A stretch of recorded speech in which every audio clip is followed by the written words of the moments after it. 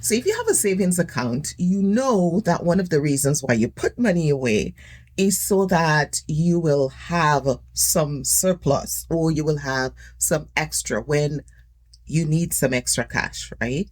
Something happens, you want to help someone, you want to be able to do something big, or you just want to have that reserve. For instance, statistically, there's say recommending that you should have 3 to 6 months of your salary saved so that if you lose your job, you're able to. For those of us in business that we have our own business, we should have enough so that when we lose a big client, we have enough reserve to take us through until we get another client. Of course, we need to have our pipeline going in the meantime.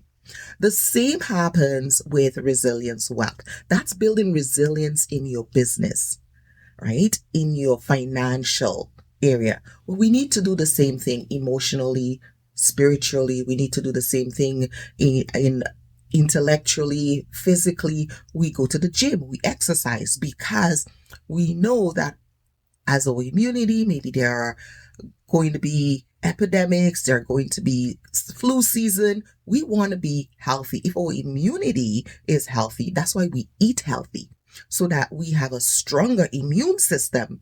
So when there is an outbreak, we're not as susceptible. I mean, even during COVID, they told us the biggest epidemic of our life, they told us those of us who have strong immune system don't have anything to fear, right? But if you are immune compromised, then that means you don't have enough physical resilience to withstand it. Then you have to be even more careful.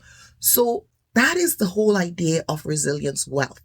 We have 9 domains in our lives, 9 domains, and each of these domains need a certain amount of resilience. And we develop resilience by building up. So we have that, so we can bounce back. We put that reserve there so we can bounce back when things happen. It's not about if things happen. Things will happen.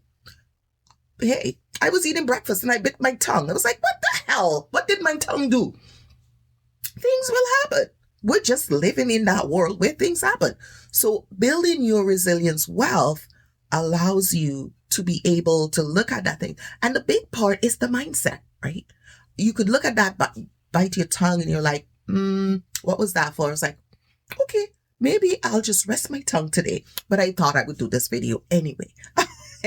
So keep building your resilience wealth because you will have it to pull on when things happen, when you're struggling, when issues happen in your life, health issues, family issues, conflict. I mean, really, as a conflict analyst, you will end up in conflict with people you never imagined you would have conflict with. And if you're married and you have a spouse, you know conflict will happen. If you have children, you know conflict will happen. If you have a job, you know conflict will happen. Anytime I view something that someone else is doing as competitive or in my way, it's a conflict. And if we don't have that resilience, we don't know what to do.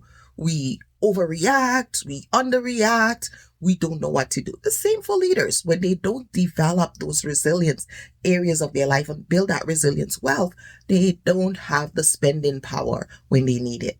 So for more info about resilience wealth, check me out at interpersonalwellness.com or joyceodidison.com. I'll see you next time with tidbits on building your resilience wealth.